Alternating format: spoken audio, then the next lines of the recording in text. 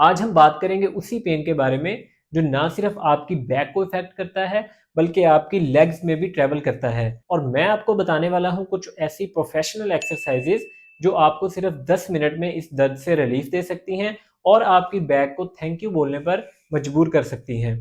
तो अगर आप इन एक्सरसाइजेज के साथ कुछ लाइफस्टाइल टिप्स भी चाहते हैं sciatica के लिए तो वीडियो में अंत तक लाजमी बने रहिएगा। आप लोग कैसे समझ सकते हैं कि आपको sciatica या फिर L4 L5 डिस्क बल्ज का इशू है। तो इसमें नॉर्मली जो पेनफुल सिम्टम्स होते हैं वो आपकी लोअर बैक से स्टार्ट होते हैं और आपके लेग या फिर फुट तक ट्रेवल करते हैं।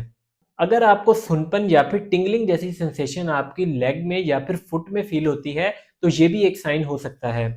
तो अगर आपका काम ज़्यादा लंबे वक्त तक बैठने वाला है या फिर आपकी फिजिकल एक्टिविटी बहुत कम है तो ये भी एक रिस्क फैक्टर हो सकता है आपके L4 L5 डिस्क बल्ज या फिर sciatica का।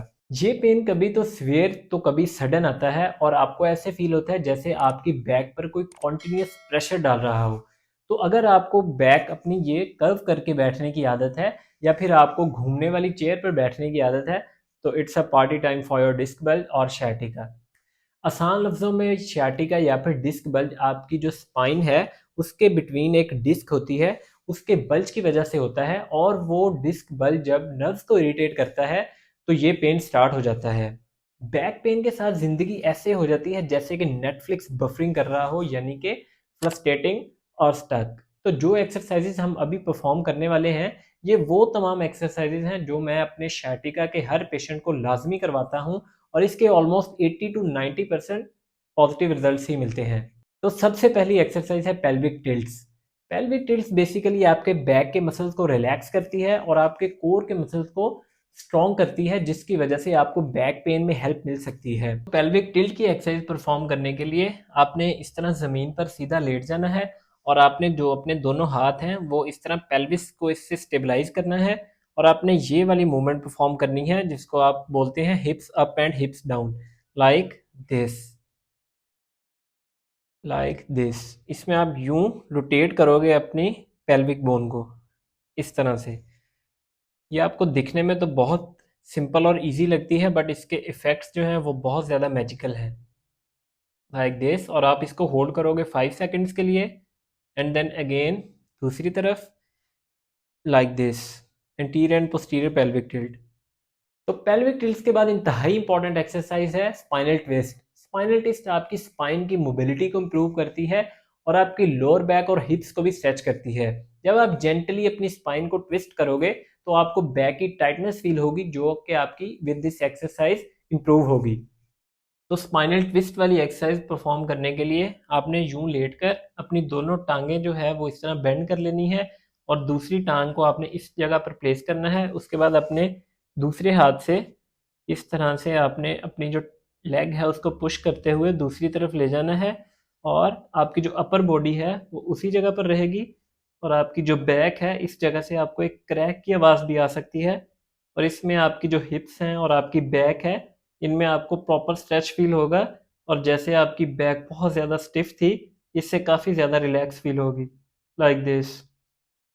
और इस पोजीशन को आपने होल्ड करके रखना है फॉर 15 टू 20 सेकेंड्स। तो हमारी नेक्स्ट एक्सरसाइज है कैट एंड काउ स्ट्रेच। ये स्ट्रेच बेसिकली आपकी स्पाइन को सिंक्रोनाइज करता है। आपको फील होता है कि जैसे आप कोई स्पाइनल वर्कआउट कर रहे हो बट बिलीव मी ये एक्सरसाइज भी मैजिक की तरह वर्क करती है आपके पेन को एलिविएट करने में। तो कैट एंड काउ वाला स्ट्रेच परफॉर्म करने के लिए आपने यूं इस पोजीशन में आकर अपनी जो स्पाइन है उसको पहले आपने ऊपर की तरफ देखना है, लाइक दिस। और इस पोजीशन में आपने ऊपर रूफटॉप की तरफ देखते हुए अपनी जो स्पाइन है उसको इस पोजीशन में लेकर आना है और इसके बाद 10 सेकंड्स के बाद आपने, लाइक दिस, इसको भी आपने 10 सेकंड्स होल्ड करके रखना है और इसके बाद दोबारा आपने ऊपर की तरफ जाना है, लाइक दिस। आपको अपनी स्पाइन की फुल रेंज ऑफ मोशन चाहिए, ना कि एक फ्रोजन स्टैचू। तो ये आपको हेल्प करेगी आपकी रेंज ऑफ मोशन को अचीव करने में। कैट एंड काउ स्ट्रेच के बाद हमने ब्रिजिंग वाली एक्सरसाइज परफॉर्म करनी है। डोंट वरी, इसमें आपने रोड्स वाला ब्रिज बिल्कुल नहीं बनाना है। ये बेसिकली आपके हिप्स के मसल्स जो कि ग्लूट्स हैं उनको स्ट्रॉन्ग करती है और आपकी बैक को स्टेबिलिटी प्रोवाइड करती है। तो ब्रिजिंग करने के लिए आपने यूं इस तरह ज़मीन पर लेट जाना है और अपनी जो दोनों नीज हैं उनको बेंड करके आपने अपनी जो बैक है उसको ऊपर को लिफ्ट करना है इस तरह से, और इसको होल्ड करके रखना है फॉर 10 सेकेंड्स। इसमें आपके जो ग्लूट्स मसल्स हैं, जो आपके हिप के मसल्स हैं, उनको आपने स्क्वीज करके रखना है 10 सेकेंड्स के लिए, लाइक दिस। और इसको 10 सेकेंड्स होल्ड करने के बाद आपने वापस अपनी इनिशियल पोजीशन में आ जाना है, लाइक दिस। तो एक्सरसाइजेज के अलावा कुछ लाइफस्टाइल टिप्स भी ज़रूरी हैं फॉर sciatica पेशेंट्स। इसमें आपने सबसे पहले अपने पोस्चर पर वर्क करना है, उसके बाद आपने अर्गोनॉमिकली डिज़ाइन चेयर पर बैठना है, और उसके बाद आपने 30 मिनट्स के इंटरवल्स के साथ वर्क करना है अगर आपकी सिटिंग वाली जॉब है, और आपने वॉक भी लाजमी करनी है। तो अगर आप एक डिटेल्ड वीडियो चाहते हैं on lifestyle tips for sciatica, तो मुझे नीचे कमेंट सेक्शन में लाजमी बताइएगा। और अगर आप यहाँ तक आ ही गए हैं तो लाइक एंड कमेंट और सब्सक्राइब ज़रूर करिएगा। Thank you so much.